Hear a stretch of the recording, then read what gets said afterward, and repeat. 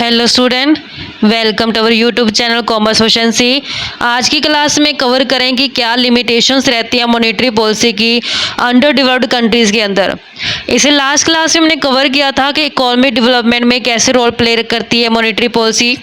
अगर अभी तक आपने लास्ट क्लासेस नहीं देखिए ताकि आपके स्टडी में कंसिस्टेंसी बनी रहे।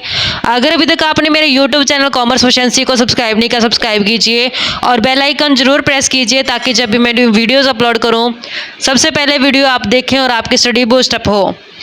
क्या कमियां रहती है मॉनेटरी पॉलिसी की अंडर डेवलप्ड कंट्रीज़ के अंदर? फर्स्ट है unorganised money market. Unorganised money market का मतलब क्या है कि जो मनी मार्केट है वो प्रॉपर तरीके से ऑर्गेनाइज नहीं की गई है, जिस कारण से अंडर डेवलप्ड कंट्रीज़ के अंदर जो मॉनेटरी पॉलिसी है वो सक्सेस नहीं रहती। यहाँ पे दो हिस्सों में बांटा गया है। एक होता है इंडिजीनियस बैंकर जिसे मनी लेंडर्स बोलते हैं, और ये दूसरा पार्ट होते हैं कमर्शियल बैंक और स्पेशल फाइनेंशियल इंस्टीट्यूशंस।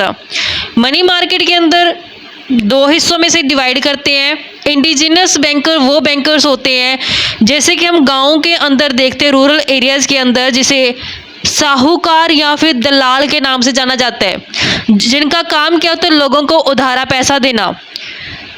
और दूसरा आता है कमर्शियल बैंक और फाइनेंशियल इंस्टीट्यूशंस। कमर्शियल बैंक का काम भी क्या होता है? उधारा पैसा देना लोगों को, यानी लोन प्रोवाइड कराना, क्रेडिट फैसिलिटीज़ देना। तो दोनों ही इंडिजिनस बैंकर और कमर्शियल बैंकर रोल प्ले करते हैं इकोनॉमी को डेवलप करने के लिए। अब जो आरबीआई होती है, सेंट्रल बैंक होते हैं, जब मॉनेटरी पॉलिसी बनाई जाती है सेंट्रल बैंक द्वारा, तो वो मॉनेटरी पॉलिसी कमर्शियल बैंक के ऊपर तो लागू कर पाती है वो, लेकिन इंडिजिनस बैंकर्स जो होते हैं वो आरबीआई के कंट्रोल के अंदर नहीं होते हैं।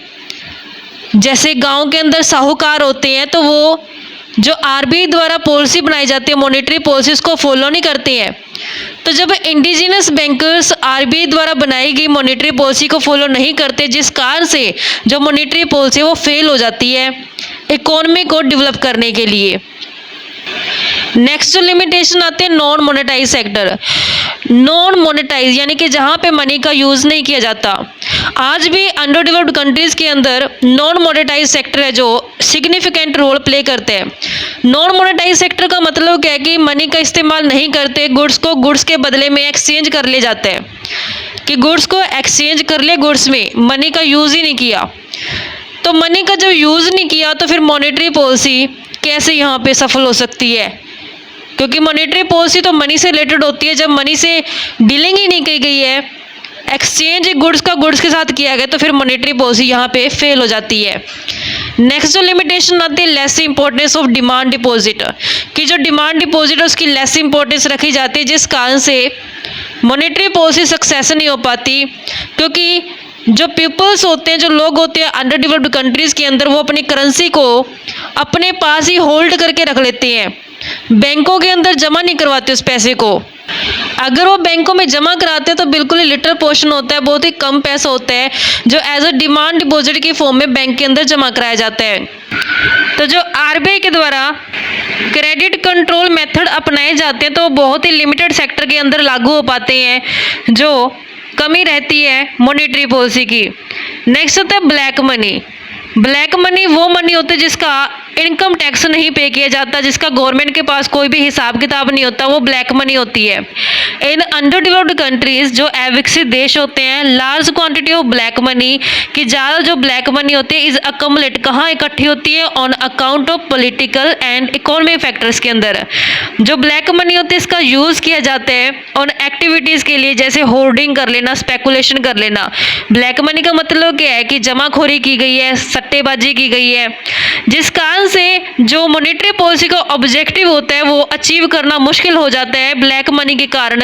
क्योंकि ब्लैक मनी में तो लोगों ने होल्ड कर लिया, मनी को स्पेकुलेशन में इस्तेमाल कर लिया, जिस कारण से मॉनेटरी पॉलिसी जो इफेक्टिव नहीं रही इकोनॉमी को डेवलप करने के लिए। नेक्स्ट होता है डेफिसिट फाइनेंसिंग। डेफिसिट फाइनेंसिंग का मतलब क्या होता है कि जब गवर्नमेंट के एक्सपेंडिचर्स ज़्यादा हो जाते हैं as compare to their revenue, तो उसे डेफिसिट फाइनेंसिंग बोलते हैं। डेफिसिट फाइनेंसिंग को पूरा करने के लिए आरबीआई से लोन लिया जाता है गवर्नमेंट के द्वारा, जिस कारण से आरबीआई को नई करेंसी छापनी पड़ती है। जब नई करेंसी प्रिंट की जाती है जिससे सर्कुलेशन ऑफ मनी बढ़ जाती है। जब सर्कुलेशन ऑफ मनी बढ़ेगी तो जो मॉनेटरी पॉलिसी के अंदर क्रेडिट कंट्रोल की जो पॉलिसी अपनाई गई थी वो क्या हो जाएगी, फेल हो जाएगी। क्योंकि एक तरफ तो मॉनेटरी पॉलिसी के अंदर क्रेडिट को कंट्रोल करने की कोशिश की जा रही है, वहीं दूसरी तरफ गवर्नमेंट ने डेफिसिट फाइनेंसिंग इस्तेमाल करके न्यू करेंसी है जो वो प्रिंट करवा दी आरबीआई से, जिस कारण से सर्कुलेशन ऑफ मनी बढ़ गई है। तो यहाँ पे भी जो मॉनेटरी पॉलिसी है जो फिर फेल हो जाती है सक्सेस होने में। नेक्स्ट लिमिटेशन आती है rate of interest. Domestic investment को प्रमोट करने के लिए जो रेट ऑफ इंटरेस्ट होती है वो लो रखी जाती है, कम रखी जाती है। अगर रेट ऑफ इंटरेस्ट लो रखी जाती है, रेट ऑफ इंटरेस्ट लो रखने से जो फॉरेन कैपिटल होती है, फॉरेन कैपिटल अट्रैक्ट नहीं हो पाएगी। जब फॉरेन कैपिटल अट्रैक्ट नहीं हो पाएगी तो अंडर डेवलप्ड कंट्री का डेवलपमेंट करना मुश्किल हो जाएगा, क्योंकि एक कंट्री को डेवलप करने के लिए फॉरेन कैपिटल का मेन रोल रहता है कि फॉरेन कैपिटल रिक्वायर होती है, ज़रूरी होती है इकोनॉमी को डेवलप करने के लिए। लेकिन जब रेट ऑफ इंटरेस्ट लो होगी तो फॉरेन कैपिटल जब प्रमोट नहीं हो पाएगी, जिस कारण से जो इकोनॉमिक डेवलपमेंट है अंडर डेवलप्ड कंट्रीज़ की वो नहीं हो पाएगी। दूसरी तरफ अगर रेट ऑफ इंटरेस्ट को रेज कर दिया जाता है, इससे फॉरेन कैपिटल तो अट्रैक्ट हो जाएगी, लेकिन इन्वेस्टमेंट है जो लो हो जाएगी, जिसका नेगेटिव इम्पैक्ट पड़ेगा अंडर डेवलप्ड कंट्रीज़ की डेवलपमेंट के ऊपर। मॉनेटरी अथॉरिटी डायलेमा में रहते कि क्या रेट ऑफ इंटरेस्ट को हाई रखा जाए या फिर लो रखा जाए। तो यहाँ पे जिस कारण से मॉनेटरी पॉलिसी है जो फेल हो जाती है, जिस कारण से जो अंडर डेवलप्ड कंट्री है उसका डेवलपमेंट नहीं हो पाता। नेक्स्ट लिमिटेशन आती है illiteracy and less development of banking. Illiteracy का मतलब होता है एजुकेशन ना होना, अनपढ़ता होना, कि जो अंडर डेवलप्ड कंट्रीज़ होती हैं उसमें ज़्यादातर पर्सन जो होते हैं वो इलिटरेट होते हैं, जिन्हें बैंकिंग की हैबिट नहीं होती, बैंकिंग की आदत नहीं होती कि बैंकिंग का इस्तेमाल किया जा सके। और secondly less development of banking, कि बैंकिंग है जो विकसित देशों के अंदर प्रॉपर तरीके से डेवलपमेंट नहीं किए गए होते हैं, जिस कारण से मॉनेटरी पॉलिसी है जो फेल हो जाती है इकोनॉमिक डेवलपमेंट करने के लिए अंडर डेवलप्ड कंट्रीज़ का। और लास्ट लिमिटेशन आती है non banking financial institution.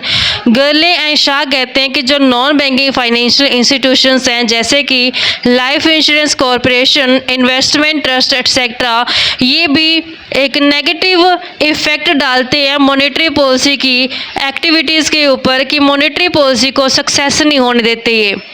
In short में अगर बात की जाए, अगर अंडर डेवलप्ड कंट्रीज़ का विकास करना है तो मॉनेटरी पॉलिसी अकेले इनफ नहीं रहती है, बल्कि मॉनेटरी पॉलिसी के साथ कोऑर्डिनेट करके चलना चाहिए फिस्कल पॉलिसी को भी, जिससे अंडर डेवलप्ड कंट्री का डेवलपमेंट किया जा सके।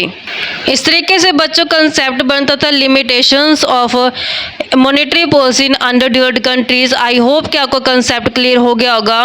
नेक्स्ट क्लास में evaluation of monetary policy cover करेंगे, ये लास्ट क्लास रहेगी। नेक्स्ट क्लास इसका इवैल्यूएशन के साथ ही चैप्टर कंप्लीट हो जाता है।